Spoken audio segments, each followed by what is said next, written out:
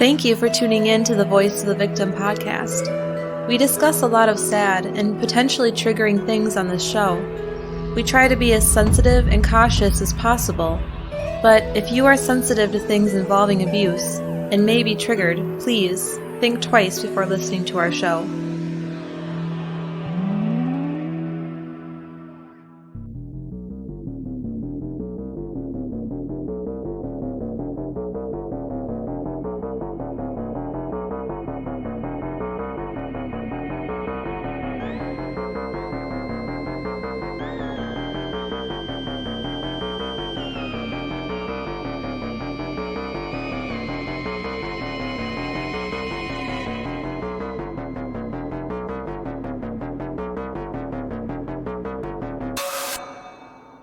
Welcome to the Voice of the Victim podcast. I'm Ryan. And I'm Rosie. How are you doing tonight, Rosie?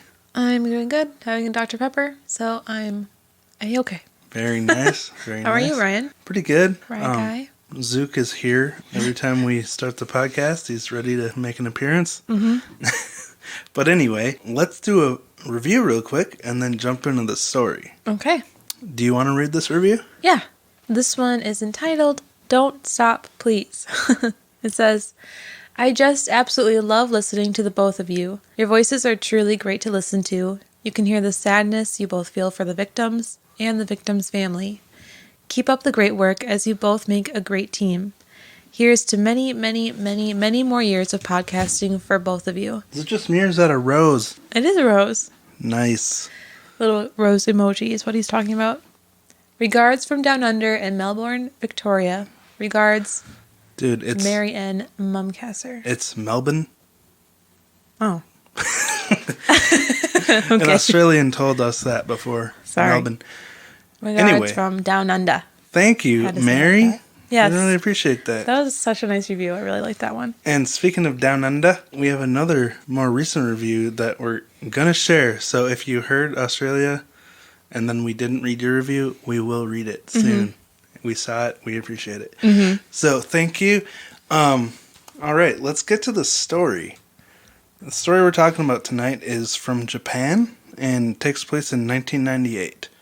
So as you can imagine, not many sources in English to take from, but most of our information came from the Japan Times website and the Briefcase YouTube channel. So this story takes place in the Wakayama prefecture of Japan, which is just south of Osaka and Kyoto, and pretty much on the opposite side from where the Niigata prefecture is, where Fusako Sano from episode 79 is from. So who are we talking about tonight, Rosie? Masumi Hayashi. And she was born on July 22nd, 1961. But tonight's story takes place on July 25th, 1998, just 3 days after her 37th birthday. Sources say that Masumi Hayashi was a quiet and reserved woman. But she did work as an insurance saleswoman, so she must have had that outgoing sales gene, whatever it is. Actually, Rosie, you can be pretty quiet and reserved around people you know, but you've also got that sales gene when you're around strangers, so I guess this does make sense. I guess so. At age 37, she was married to a 53-year-old man named Kenji Hayashi, who she had 4 children with. Now, we don't know all their names, but the oldest son is known as Koji, and we'll talk about him later. Okay. Kenji had worked as a pest exterminator, specializing in the removal of termites, but by 1998, he retired from that. They lived in the Sonobe district of Wakayama, which was recently developed within the past decade before they moved there in the mid-90s. Yeah, before it was developed for residential housing, it was a small village of rice farmers, but the rice farmers started selling off their land to construction companies who plotted residential developments for larger homes, basically to sell to people who worked in Wakayama City and commuted. So it was a very new neighborhood. Okay. Masumi and Kenji Hayashi moved into one of the largest homes in this new neighborhood. They had a nicely landscaped yard and a well-kept garden. And they kind of kept to themselves for the most part. They never really went out of their way to get to know their neighbors. Yeah, and even the Hayashi children kept to themselves, never playing with other kids in the neighborhood. But they did have friends from out of town come over sometimes, so they weren't in complete social solitude, but none of the locals from their area had been inside their home or knew them very well. The general vibe of the neighbors that they got from the family was that Kenji seemed quick and impatient, and Masumi came across as unfriendly, not very sociable. I mean, I don't know their culture very well, but if they don't want to talk to people, I guess that's their prerogative, you know? Some people just don't want to get to know their neighbors. I totally agree, actually. The family appeared to be very wealthy, but no one in the area really knew what they did for work. Masumi worked in insurance sales, but as far as people knew, Kenji didn't work. Yeah, so it seemed a bit odd that they were apparently so wealthy, and with her just selling insurance policies, you know, it didn't really add up. I mean, they had the biggest house in this neighborhood where a bunch of middle-class commuters lived. But maybe Kenji was just extremely successful at his pest control business and made enough to comfortably retire. Who knows? But in Japan, apparently it's a popular custom to have a summer festival in your local neighborhood known as Matsuri. And this would typically be when the neighborhood would enjoy food, music, dance, and family activities as a community. Yeah, so it's similar to an American block party. Man, are those even a thing? I've never been in one of those before. Yeah, the neighborhood right next to ours has them in the summer. Well, they put up signs in the neighborhood. Seriously? That's disappointing. Yeah. I've never even Why? realized. Because I want to go. We're not invited. The Sonobe District neighborhood where the Hayashis lived were planning their Matsuri festival in the summer of 1998 for Saturday, June 25th. It was organized by the chairman of the festival planning committee, who was also the board council president for Wakayama, Takatoshi Taninaka. And he was known as an enthusiastic and outgoing 64-year-old man. And he also had a partner, the vice president of the Wakayama Council and deputy chairman of this party planning committee, 53-year-old Takaki Tanaka. As a custom, the planning committee made all the arrangements for the food and entertainment in advance, and then sent out invitations along with food coupons to all the homes in the area. The local women's association volunteered to provide all the food for the festival, based on a list they were given with all the most popular foods from the previous years. Yeah, so the menu for the day... Wow, organized. Yeah, the menu for the day listed many Japanese staples.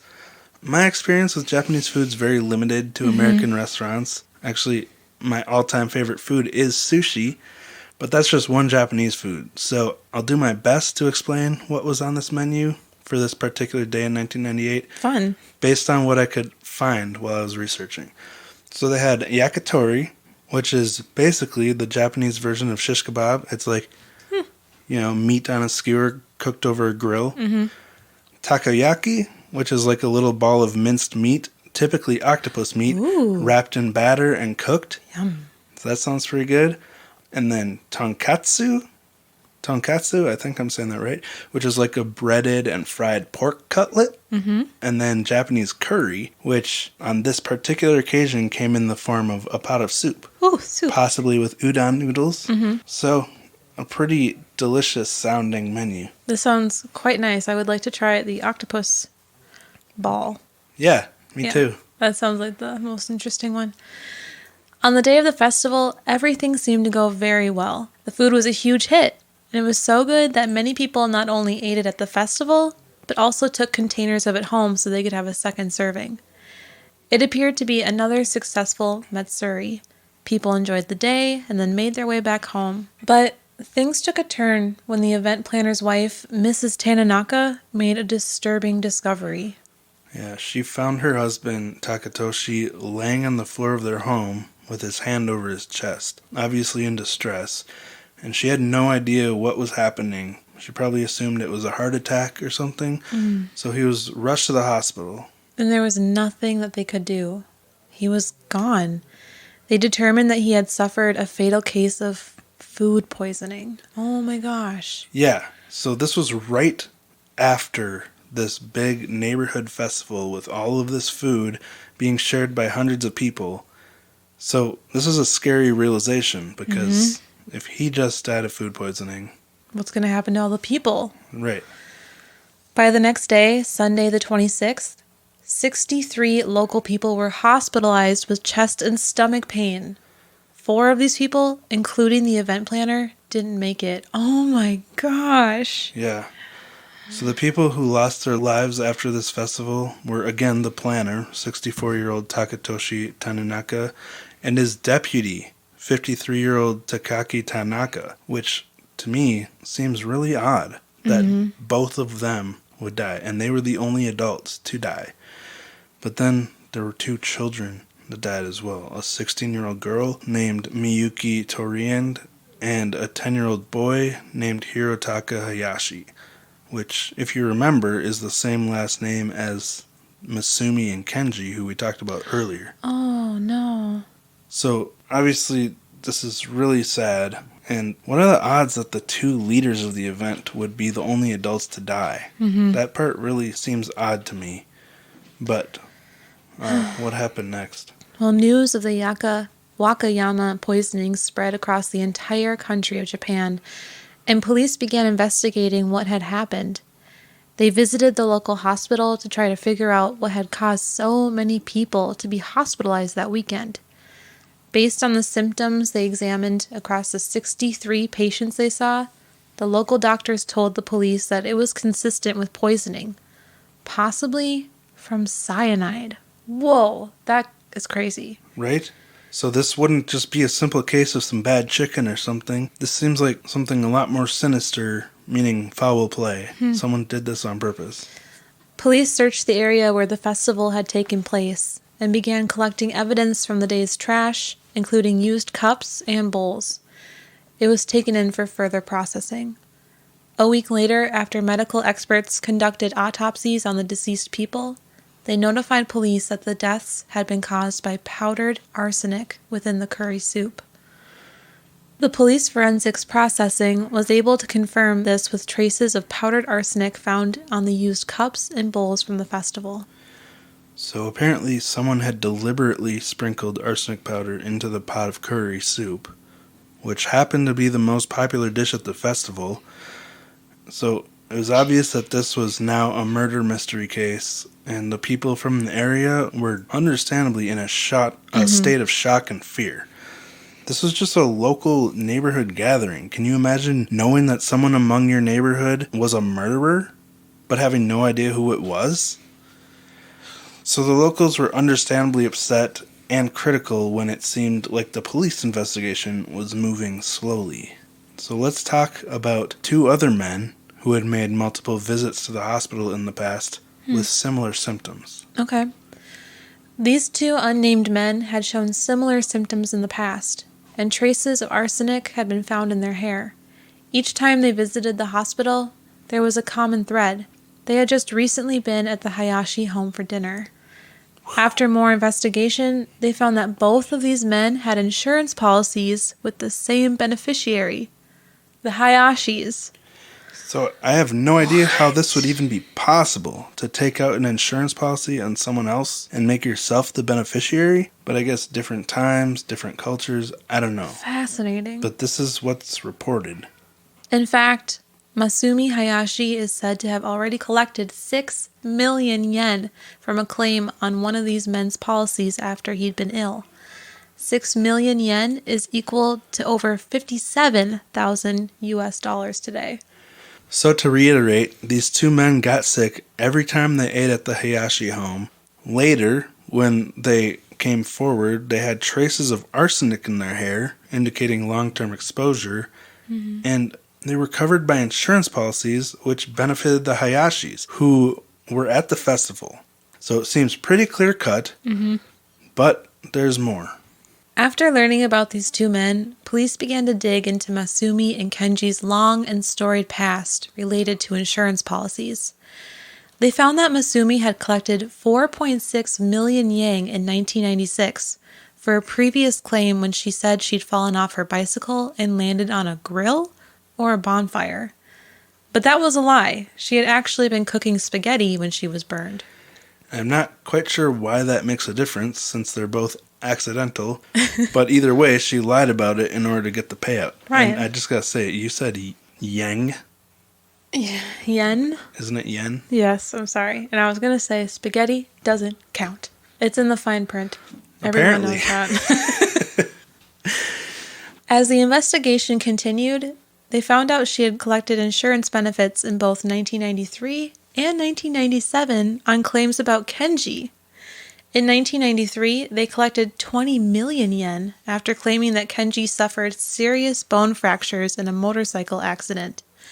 And in 1997, they collected 138 million yen. Wow. When they claimed that Kenji had lost the use of all his limbs. Whoa. So, in total, the couple collected around 160 million yen from insurance claims, which is equal to over 1.5 million US dollars. So, that explains why they appeared to be so prosperous in this neighborhood, even though he didn't work anymore and she only sold insurance, quote unquote. But I'm in complete disbelief that they were able to commit so much insurance fraud and get away with it for so long. Yeah. They had made off with $1.5 million over 4 claims and no consequences? Like, maybe some of these claims weren't fraudulent, and maybe when Masumi got a taste of collecting on insurance, she got addicted to it. Maybe. But no matter how she got into it, her actions turned truly evil when she started taking out insurance policies on other people, and then those people mysteriously got sick every time they ate at her house. Yeah, I just really wonder how that works, on how you can take out an insurance policy on a random person. Me too. And because I can't read Japanese, which is It's a totally my mystery. fault, I can't do any more research on that. But it's hard to believe that this is even possible, or was. Well, after discovering all this, the police executed a search on the Hayashi home, where they found powdered arsenic in the form of a pest control poison. It was apparently leftover poison from when Kenji had run his termite extermination business. Now this makes sense. This was brought in for processing and found to be a perfect match to the arsenic powder found from the trash of the festival. So now we have motive and means, but all of it got pinned on Masumi, because in 1997, her husband Kenji had also fallen ill with similar symptoms and was found to have arsenic in his system. And what's really sad is he actually refused to believe that she did this to him or anyone else. Like, he was completely in denial that she would do this to him. But now, let's get back to the day of the festival. Why and how would she poison the curry at the festival? Apparently, police had found that she had taken out insurance policies on several of the people who were in attendance at the Matsuri festival. Again, I'm like, do these people even have to know before you take out insurance on them? I was wondering the same thing.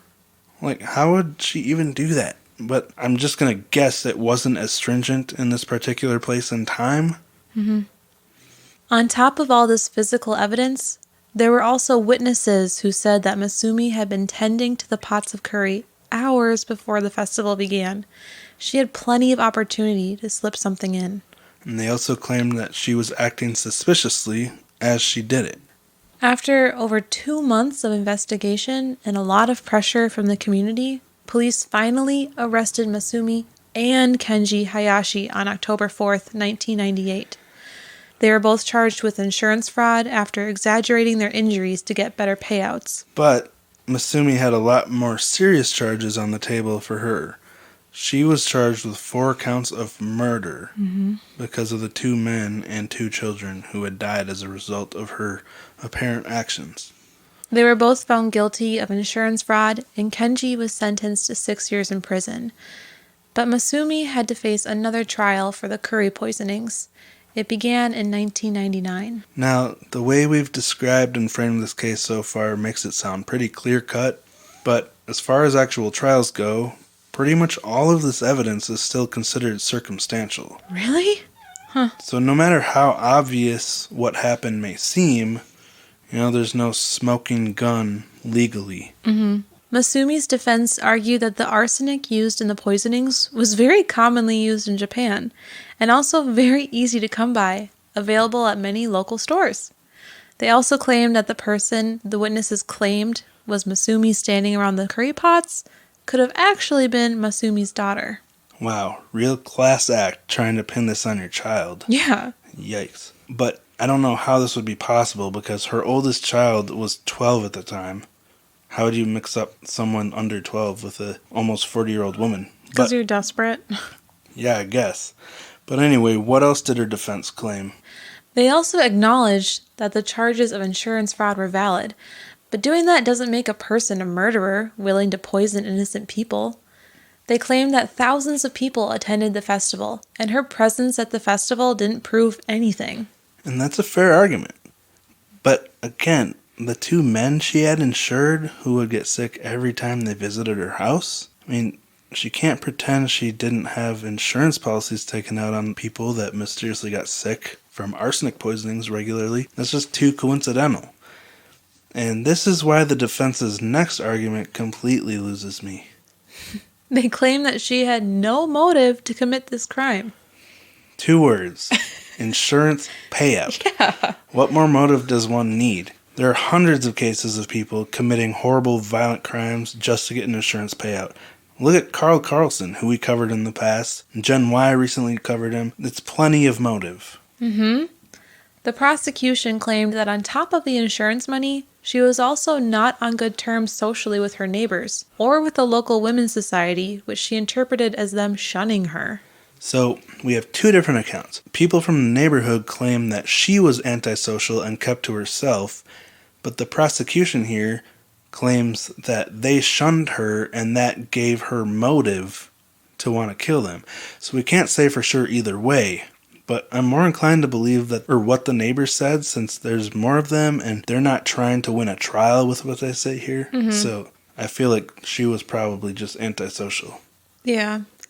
Masumi's case was difficult because of the evidence being circumstantial, and yet so compelling. And this led to the trial lasting for over 3 years. That's a long time. Yeah. Finally, in December of 2002, they came to a ruling. Masumi was found guilty of murder and was sentenced to death. She continued to deny any responsibility for what happened and went on to appeal the ruling. But in 2005, it was upheld by the High Court. But then there was another appeal to the Supreme Court. In this appeal, they argued that the evidence against Masumi wasn't solid enough to justify a death sentence. But again, on April 21st, 2009, the Supreme Court upheld the decision along with the death sentence once again. So to this day, Masumi Hayashi is still alive, still on death row, and she continues to uphold her innocence. But, I mean, no matter what, there's no denying that this has been extremely hard on her children. Yeah. So I just wanted to point out something. The 10-year-old boy who died from the curry poisoning had the same last name as Masumi. I mentioned that earlier. Mm-hmm. Hayashi. His name was Hirotaka Hayashi. And I tried really hard to figure out if he was related to her, but I couldn't because there's so little info available in English about this case. But I guess it is possible that this was actually one of Masumi's children. Although I also found sources that said the 3 younger children were all girls, as we know the oldest one is a boy, Koji. So maybe the last name's a complete coincidence. I don't know. And it's something I really wish I knew. I can't verify that. But the oldest son, Koji, was 12 at the time of the poisonings. So only 2 years older than the boy who died. Wow. So besides the oldest son, the identities of the rest are not known, at least to the English public. But speaking of her oldest son, Koji, who's now 33, he actually had started tweeting about the case in April of 2019. And this was the first time he's ever come forward publicly to talk about it. So we're going to talk about Koji now. Koji has written an autobiographical memoir about the struggles of growing up as the son of a convicted murderer, speaking about the life in exile. He wanted to remind people of his mother's professed innocence, but has a balanced attitude about it. He is quoted in the Japan Times saying, "If she really committed those crimes that she is convicted of, it is absolutely unforgivable, and I think she should be punished accordingly." That's a good attitude to have. But that said, he also says that he wants people to know that there's at least a chance that his mother was wrongfully convicted. True. Now, we don't know what the truth is, but we definitely can appreciate that Koji has had to face discrimination, stigmatization, and guilt by association because of all of this. And even if his mother is guilty, he was 12. He had nothing to do with it, and yet he still had to face a lot of hate because of it, which we'll talk about. And that's one reason I wanted to talk about this case, because on this show, we're very passionate about advocating for and defending the victims, but we also want to remember that the family of the perpetrator can also be victims of the crime with their own unique set of challenges. Right. The consequences of this horrible situation trickles down to them, who are just as innocent as everybody else. So basically, it's important for all of us to remember not to misdirect our anger about these horrible injustices and lash out at the wrong people. Don't blame people who had nothing to do with the crime for the crimes that people they may be associated with have committed. So what do you think of this, Rosie? I think that you said it really well, because we don't give it as much attention as we should, that the family of the perpetrators have to face just as much hurt and sorrow as the family of the victim. It's just different, but it's still there and it's still relevant. Yeah, well, I guess it depends on the case too, but this family definitely, they lost their parents. All these kids lost their parents. They're out of their lives now. Right. And we'll talk about what they had to suffer because of that, but this particular case is on a small scale. Mm-hmm. But the same principle applies to larger groups of people. Like I said when we talked about the George Floyd case, it's never okay to judge a group of people based on what one person in that group may have done. Right. And it's never okay to judge a person based on the group they're part of. Each individual needs to be looked at as an individual. And when you paint with a broad brush and generalize people, then that's where baseless hate starts to grow and can be very damaging. So many problems start that way. But let's talk more about Koji and his personal experience with this. When his parents were arrested, Koji spent time in an orphanage. Because of the story that was attached to him, he faced numerous physical attacks from other kids at the orphanage. Some were so serious that he still has scars on his head, and he continues to keep his hair long to cover them up. And this is so sad because the adults in the orphanage should have made it clear that Koji was also a victim of his parents' actions. But instead, it seems like they kind of helped perpetuate this murderer's child identity that was attached to him, and he had to pay for that. Mm-hmm. Koji looks back on the day of the festival, and he can't shake one of the memories he has of his mother during the festival. Just hours after the accusations claim that she had savagely poisoned the curry to indiscriminately hurt hundreds of people, Koji remembers her singing karaoke with the rest of the family and being in such a cheerful and happy mood. He can't wrap his head around the fact that she could be the quote-unquote psychopath that the court case depicted, and also had been so cheerful during the festival. And I really feel bad for Koji here. How could you possibly accept that your mother would do something like this? But at the same time, she had gotten away with so much insurance fraud in the past. It's possible that she was just excited because this may have been the biggest payout yet, Yeah. They might have been set for life after this one, so that could explain her cheerful mood. But again, I can't blame Koji at all for feeling the way he does. He also says, quote, "If she was that much of a psychopath, I think I would have noticed at least hints of such a personality during the 11 years I spent with her as a child." And again, I feel for his frustration, but those traits are very hard to identify even for adult professionals. If you're a child who's not looking for them, Right. they can be very easy for a seasoned psychopath to hide. Look at Chris Watts. He continues to try to be so charming, and personally, if I didn't know what he did, I'd have no idea he was a psychopath just by looking at him and watching him talk. But I am just a dumb kid, so maybe it's just me. But there was another piece of evidence that came into question. Mm-hmm. The equipment that was used to test the arsenic powder and come to the conclusion that the arsenic found in the home was a perfect match to that found at the scene has since become obsolete, and in 2012 was described by a forensic expert to be haphazard methodology, which introduces some doubt to the credibility of the findings. They used this information to try to appeal for a retrial of Masumi, but in March of 2017, the appeal was dismissed. The Wakayama court said, although there is no denying that the probative force of the original testing has been diminished by Kawaya's findings, who was that forensic expert, they said it still doesn't result in a reasonable doubt being cast upon Hayashi's guilty verdict. So that's what they decided, and, there's more evidence than just that. Yeah. So now the lawyers are pursuing a retrial at the Osaka High Court. According to a historical sociology scholar named Hikaru Tanaka, he believes the case was tainted from the beginning because of the mass hysteria stoked by the media, combined with Masumi's repulsive behavior. He claims that almost no one could have been unbiased on the jury and found her innocent, because all of Japan was convinced that she was guilty before it even ever went to trial. And that's another very valid point. I definitely believe that everyone deserves a fair trial with a jury that's unbiased, but unfortunately in the real world, there really is no such thing as fairness, Yeah. It's a nice idea, but it doesn't exist. And I personally still think she looks pretty guilty, but I can't say for sure either way. Maybe if I could see and read the real evidence and court documents instead of just a news article about it, I'd have a stronger opinion, but just based on what I could find in English, I can't be 100% positive either way. So, what do you guys think? I think she's guilty. Yeah. The insurance policies really made it clear for me. I would say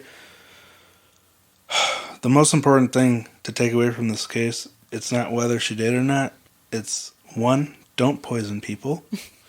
And 2, don't make innocent family members of criminals pay for the actions of the people who they happen to be related to. We're going to talk more about Koji's experiences after this all happened, but that's kind of what really grabbed me about this case, is the way he was treated. So let's talk about Koji. Koji continues to suffer the consequences of his mother's alleged actions. He, along with his 3 younger sisters, were all targets of bullying at their orphanage. Not only did Koji get lacerations on his head from beatings, but also he had his nose broken by one of his peers and received no medical attention for it, leading to permanent deformity. Again, what kind of orphanage doesn't get medical attention when a child is injured? Yeah.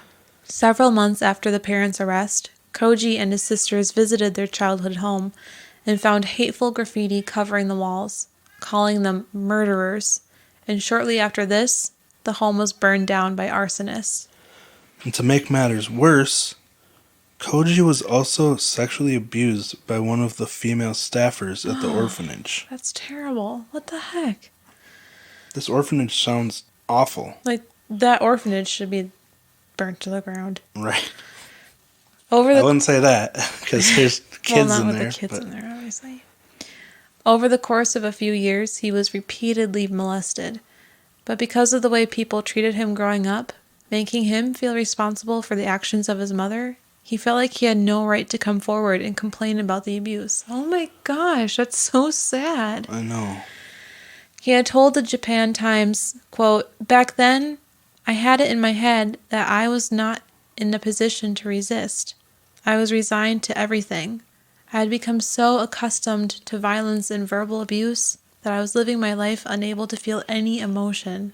A poor child. Oh, that's really sad.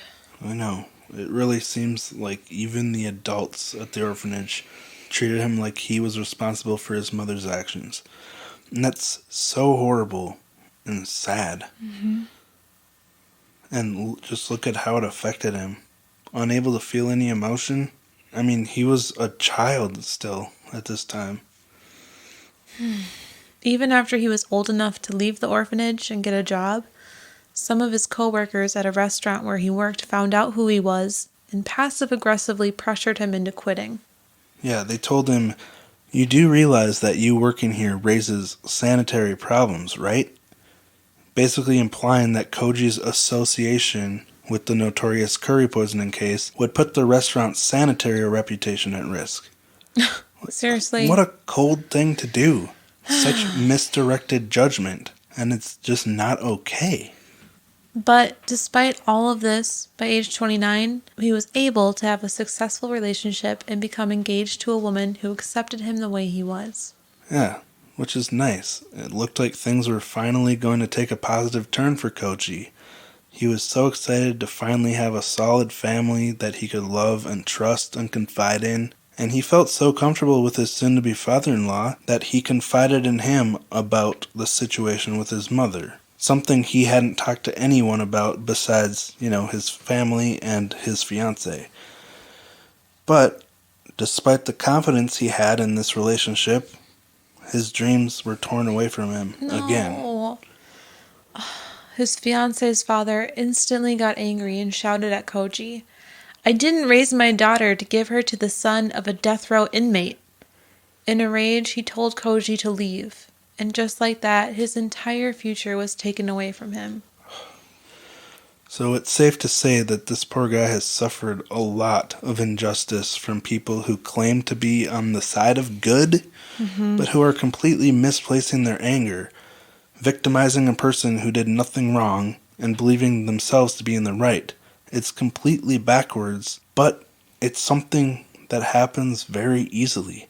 It's very common for people to believe they're defending right and good and justice when they're actually contributing to the problem. It happens all the time, even now. But despite all this, Koji makes it clear that he's not trying to look for pity. He told the Japan Times, quote, "It is easy to say discrimination shouldn't happen, but the reality isn't so pretty. From what he has seen, families of criminal offenders are pretty much destined to suffer some form of bullying or discrimination in his society." What a sad thing to have to accept. I know. He continues to say, "What I think is important is to accept that there is no escaping that fate, and you make sure you don't use these adversities as some kind of excuse to go reckless or break the law yourself. I hope people in a similar situation will feel encouraged to see how even I, with everything I've gone through, have survived without falling into the dark side." That's so well said. Can you imagine a better attitude to have when you've gone through all this? And that's the key in all these cases, It's not your fault, but it is your responsibility to end the cycle and not harm anyone else. It's just so sad, because he shouldn't have to escape, or even have to worry about escaping the fate, because he shouldn't have bullies or discrimination, because he didn't even do anything. Right? To me, who hasn't gone through any of this and has no experience with what he's feeling, it's like, you shouldn't have to accept that. Yeah. But, he has a lot more experience with this, and he says it's important to accept that, which, what can I say? I'm not going to disagree with him, because I don't know. But it's just sad. But anyway, this is something we just can't emphasize enough, is what he said here. Not using it as an excuse to harm anyone else. Obviously, our listeners already know that. So anyway, let's finish up with some more things that Koji said to the Japan Times. Koji now works as a truck driver and says he still hasn't given up on marriage. Which makes me want to cry, because he's still not married and he wants to be so bad. Makes you wish you were single, huh? Yeah. He said, "When I once came really close to getting married, I felt joy and a sense of fulfillment like never before." Oh my gosh, that's so sad. "I pictured myself taking my kids to one of those sushi go-round restaurants on the weekends and listening to them talk about school." Oh my gosh. Right? This guy just wants a normal life. He just wants to go to the restaurant with his kids and talk about their day. No, he wants a loving family that was ripped away from him when he was 12 years old. But for now, he plans to focus his energy on getting his mother's case reopened, unless she's executed before then. Oh my gosh, that's How so sad. sad. I don't even know why I'm laughing. I'm laughing because I'm so shocked by what I'm saying. But he still has a glimmer of hope that she's innocent, Poor kid. I can't believe he's not just seething in anger towards her because of all the beatings that he's gotten I because know, of her. but like he said, he's not fully convinced that she's guilty, and it is obvious that she didn't have a fair trial. Oh, Koji. We can all agree on that, probably, that because of all the media and basically Japan believing she was guilty before her trial, that could be easily labeled a mistrial. But I just want to like sit him at the table and put a blanket over his shoulders and make him a pie. Like mother him. brush his hair. Yeah. Well, that's really sweet. Koji posts snippets of handwritten letters from his mother to Twitter to show her motherly side, in contrast to the way the media has portrayed her. Yeah. He says, when I go visit her, she asks me in that overly solicitous mother sort of way whether I'm eating well, dating anyone, or getting paid enough at work. And it's at moments like this when I'm reminded that Masumi Hayashi is, after all, the only person in the world I can call my mother. Not pleased. What do you mean? I want to be his mom. That's what I'm telling you. Yeah, it's sad. I mean, no matter where you fall in this case, you know, thinking of all the things Koji has had to live through and this terrible situation he's in now. Yeah. I think anyone can appreciate his desire to get his mother a fair, unbiased trial. If that's what he really wants after everything he's had to endure, then that's his prerogative. Mm-hmm. And like I said, we don't know 100% that she's guilty. Our sources for this were from the media, which had a very biased view towards her during the time this was all happening. So maybe all the information we have is slightly skewed towards one side. Maybe. I think I need to learn Japanese. Yes. Then I'll learn how to make the octopus balls. Oh, perfect. All right. Well, seems like a lot of times when we end episodes now, I'm so conflicted on the inside. I'm not conflicted. I just want to like mother this person. Make them like a bowl of soup. And Well, he's like older 7 than years me. older than you. So. But anyway, I do appreciate your nurturing side. It doesn't come out very easily, you know, for strangers. No. But when in this situation, you know, you're very caring towards people who have gone through difficult circumstances. And it's really sweet. All right. Well, what do you think? I don't know. I just feel really bad for him. I like genuinely want to send him a care package. I know. Well, thank you guys for listening to Poor this guy. story. Rosie's very emotionally impacted by Koji. I thought this was a really good case, though. I really appreciate that you took the perpetrator's family and wrote a story about them instead of us just focusing on, you know, our usual. Mm-hmm. Well, to be honest, that was the only... This is like everything I could possibly find about this case in English. So it was one of the only perspectives I had to work with, but I found Koji's story just so compelling. Yeah, so compelling. Very good. Well, I'm glad you appreciated this episode. I really did. Cool.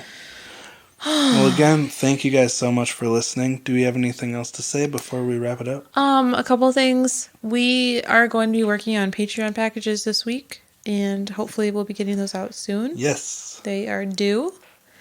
Also, it's a new month, which means that we're going to have another drawing pretty soon. Mm-hmm. So sign up for Patreon Excuse me. if you haven't already, and we'll probably spin that wheel next week. Yeah. So you got a week, you newbies out there who want to have a chance. Also, we have a new Patreon episode coming out next week. Yes. Or possibly later this week. Or possibly this It's week. almost done. It's based on a book from a place that we recently visited. How many times have you said that? And so, this time I mean it. I'm almost done with the outline. Last time I hadn't even started, and we didn't have the book yet. So, this time it's really exciting.